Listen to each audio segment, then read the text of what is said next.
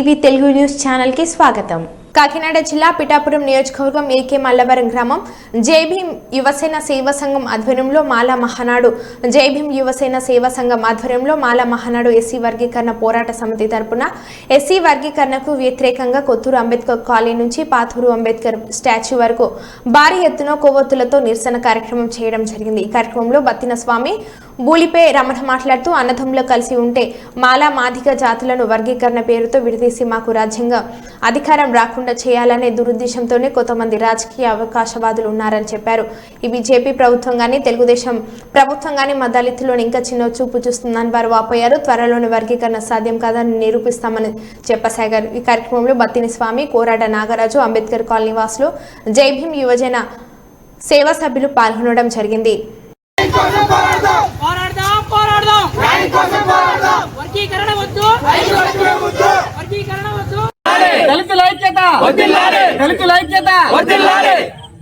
AK Mallavaram Jaibhim సేవా సంఘం ఆధ్వర్యంలో మాల మహానాడు తరఫున ఏకే మల్లవరం కొత్తూరు నుంచి అంబేద్కర్ స్టాట్యూ దాకా కొవ్వొత్తులతో నిరసన కార్యక్రమం తెలపడం జరిగింది. ఈరోజు అదే మాదిరిగా ఎస్సీ వర్గీకరణకు వ్యతిరేకంగా మేము 30 సంవత్సరాల నుంచి ఆల దక్కించుకున్నామంటున్నారు.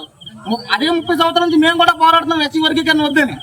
దానికి నిదానంగా సుప్రీంకోర్టు వాళ్ళ తీర్పిచ్చింది 1వ తారీఖుని.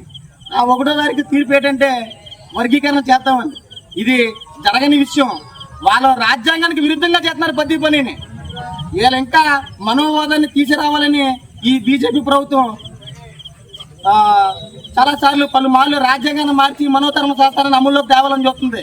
దీనికి కారణం ఏంటంటే ఎస్సీలని రాజకీయంగా ఎదగకుండా బానిసలుగా చూడాలని ఈ బీజేపీ ప్రభుత్వం చూస్తుంది. దీనికి మేము మా దళితులందరం కూడా ఎప్పుడు కూడా మేము అన్నతమ్ములు కలిసి ఉండేవాళ్ళం. అలాంటి అన్నతమ్ముల మధ్య వాళ్ళ రాజకీయ స్వరూపం కోసం మా దళితులను ఎదనీయకుండా చేయడానికి ఈ ప్రభుత్వాలన్నీ కలిపి మా దళితుల్ని అన్నతమ్ముల్లో ఉంటే మమ్మల్ని విడదీయాలని ఈరోజు ప్రయత్నాలు చేస్తున్నాయి. దీనికి మేము పూర్తిగా వ్యతిరేకిస్తున్నాం. త్వరలోనే మా ఉద్యమాన్ని మరింత బలోపేతం చేస్తాం. మా పై నాయకులతో కూడా మేము మాట్లాడుతున్నాం. వాళ్ళు అనుసరించిన విధంగా మనం ఎలా చేద్దామంటే అలా చేయడానికి మేము సిద్ధంగా ఉన్నాం.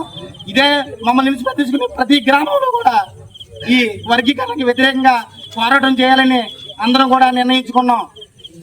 త్వరలో ఆగస్టు 15 నాటి నల్ల బ్యాచీలతో మా అంబేద్కర్ స్టాట్యూ ముందర మేము నిరసన కార్యక్రమం చేస్తామని సభాముఖంగా అందరికీ తెలియజేసుకున్నాం.